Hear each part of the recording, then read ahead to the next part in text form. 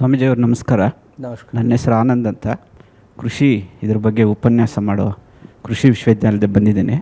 ನನ್ನ ಪ್ರಶ್ನೆ ಏನಂದರೆ, ಈಗ ಹಸಿರು ಕ್ರಾಂತಿಗೆ ಮುಂಚೆ ಸಂಪೂರ್ಣವಾಗಿ ನಮ್ಮ ರೈತ ಪ್ರಕೃತಿಯಲ್ಲಿದ್ದ, ಅಲ್ಲೇ ಇದ್ದು ಅವರು ಕೆಲಸ ಮಾಡ್ತಾಯಿದ್ರು.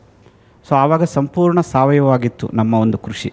ಆದರೆ ಆಗಿನ ಪರಿಸ್ಥಿತಿ ಮತ್ತು ಮನಸ್ಥಿತಿ ರೈತರದು ಈಗಿನ 2025ನೇ ವರ್ಷದಲ್ಲಿನ ನಮ್ಮ ರೈತರ ಪರಿಸ್ಥಿತಿ ಮನಸ್ಥಿತಿ ಸಂಪೂರ್ಣ ಬದಲಾಗಿದೆ.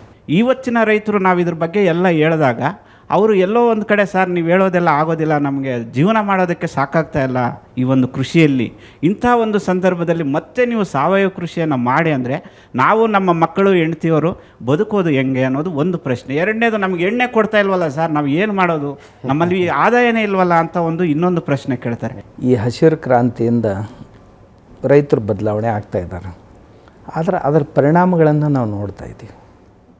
ಪಂಜಾಬ್ನಲ್ಲಿ ಅತಿ ಒಳ್ಳೆಯ ಕೃಷಿ ಮಾಡೋರು ಯಾರು ಅಂದರೆ ಹರಿಯಾಣ, ಪಂಜಾಬ್. ಇವತ್ತು ಎಲ್ಲರೂ ಒಪ್ಕೊಳ್ತೀವಿ. ಹೌದು. ದೇಶದಲ್ಲಿ ಮೊಟ್ಟ ಮೊದಲನೇದಾಗಿ ಹಾಳಾದವ್ರು ಯಾರು ಅಂದರೆ ಅವರೇ ಇವತ್ತು. ಹೌದಾ? ಮೊದಲು ಒಂದು ಕ್ಯಾನ್ಸರ್ ಹಾಸ್ಪಿಟ್ಲ್ ಇತ್ತು, ಇವತ್ತು 300 ಕ್ಯಾನ್ಸರ್ ಹಾಸ್ಪಿಟ್ಲು ಪಂಜಾಬ್ನಲ್ಲಿವೆ. ಒಂದೂ IVF ಸೆಂಟ್ರ್ ಪಂಜಾಬ್ನಲ್ಲಿರಲಿಲ್ಲ, ಇವತ್ತಿನ ದಿವಸ 3000 IVF ಸೆಂಟ್ರ್ ಪಂಜಾಬ್ನಲ್ಲಿವೆ. ಇದು ಯಾವುದರ ಪರಿಣಾಮ? ನಾವು ಹಣದ ಮಾತಾಡ್ತೀವಿ, ಭೂಮಿಯ ಆರೋಗ್ಯದ ಕುರಿತು ಯಾರೂ ಮಾತಾಡೋದಿಲ್ಲ.